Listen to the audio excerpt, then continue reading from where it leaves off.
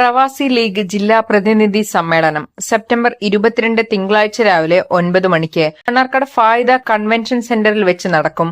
September 25, 26, 27 തീയതികളിൽ പാലക്കാട് വെച്ച് നടക്കുന്ന അതിജീവനത്തിന്റെ 7.5 പതിറ്റാണ്ട് എന്ന പ്രമേയത്തിൽ നടക്കുന്ന മുസ്ലിം ലീഗ് ജില്ലാ സമ്മേളനത്തിന്റെ ഭാഗമായി പ്രവാസി ലീഗ് ജില്ലാ പ്രതിനിധി സമ്മേളനം സെപ്റ്റംബർ 22 തിങ്കളാഴ്ച രാവിലെ 9 മണി മുതൽ മണ്ണാർക്കാട് ഫായിദ കൺവെൻഷൻ സെന്ററിൽ വെച്ച് നടക്കും. മുസ്ലിം ലീഗ് സംസ്ഥാന secretary advocate N Shamsuddin MLA പരിപാടി ഉദ്ഘാടനം ചെയ്യും. മുസ്ലിം ലീഗ് സംസ്ഥാന സെക്രട്ടറി അബ്ദുറഹിമാൻ രണ്ടത്താണി മുഖ്യപ്രഭാഷണം നടത്തും. മുസ്ലിം ലീഗ് ജില്ലാ പ്രസിഡന്റ് മരക്കാർ മാരായമംഗലം, പ്രവാസി ലീഗ് സംസ്ഥാന പ്രസിഡന്റ് ഹനീഫ മുന്നിയൂർ തുടങ്ങി മുസ്ലിം ലീഗ് പ്രവാസി ലീഗ് സംസ്ഥാന ജില്ലാ നേതാക്കൾ പരിപാടിയിൽ പങ്കെടുക്കും. പരിപാടി വിജയിപ്പിക്കുന്നതിനും പരിപാടിക്ക് അന്തിമ രൂപം നൽകുന്നതിനും വേണ്ടി മണ്ണാർക്കാട് ലീഗ് ഓഫീസിൽ വെച്ച് മുസ്ലിം ലീഗ്, പ്രവാസി ലീഗ്, മറ്റു പോഷക സംഘടനകളുടെയും സംയുക്ത യോഗം സംഘടിപ്പിച്ചു. പ്രവാസി ലീഗ് ജില്ലാ പ്രസിഡന്റ് KT കുഞ്ഞി മുഹമ്മദിന്റെ അധ്യക്ഷതയിൽ ചേർന്ന പരിപാടി മുസ്ലിം ലീഗ് സംസ്ഥാന സെക്രട്ടേറിയറ്റ് അംഗം കളത്തിൽ അബ്ദുള്ള ഉദ്ഘാടനം ചെയ്തു. പ്രവാസി ലീഗ് ജില്ലാ ജനറൽ സെക്രട്ടറി ബഷീർ തെക്ക ആമുഖ പ്രഭാഷണം നടത്തി.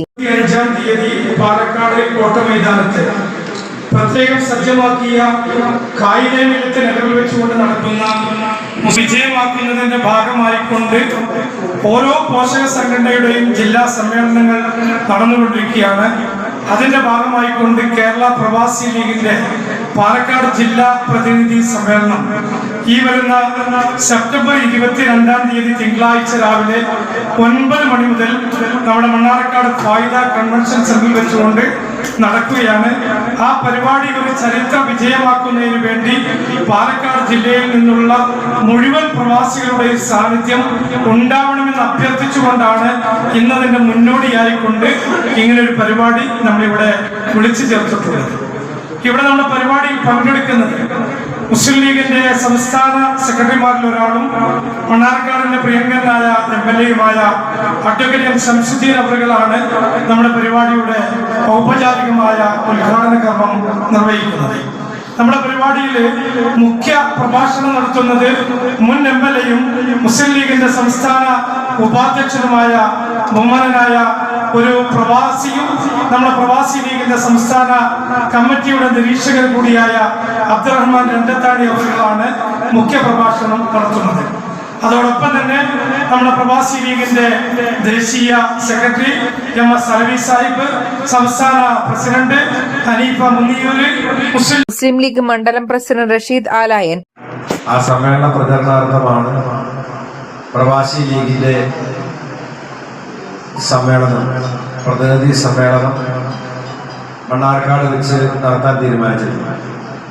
പ്രവാസി ലീഗിന്റെ ഭാരവാഹികളത് അറിയിച്ചപ്പോൾ വലിയ സന്തോഷത്തോടെയാണ് മണ്ഡല കമ്മിറ്റി അത് സ്വീകരിച്ചിട്ടുള്ളത്.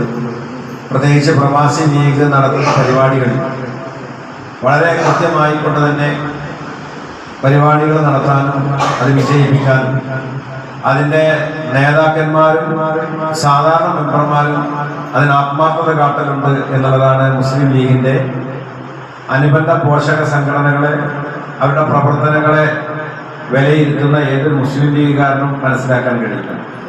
പരിപാടികൾ വെക്കുക എന്നത് മാത്രമല്ല, വെക്കുന്ന പരിപാടികൾ വിജയിപ്പിക്കുക എന്നതും.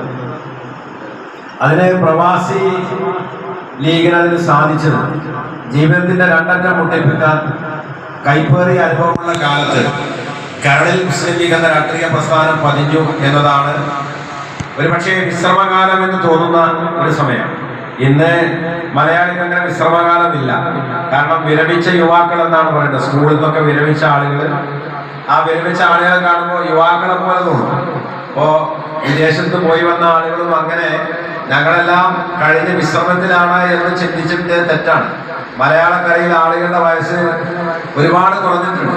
നമുക്കറിയാം, മുമ്പൊക്കെ ഒരു അധ്യാപകൻ വിരമിച്ചിട്ടുണ്ടെങ്കിൽ ഒരുപാട് പ്രായം ചെന്ന ആളായിട്ട് തോന്നുന്നു. അപ്പോൾ ഇപ്പോൾ അക്ബറിലേക്ക് വിരമിച്ചിട്ടുണ്ടെങ്കിൽ കോളേജ് ചേർക്കുന്ന ആളാണെന്ന് തോന്നുന്നു.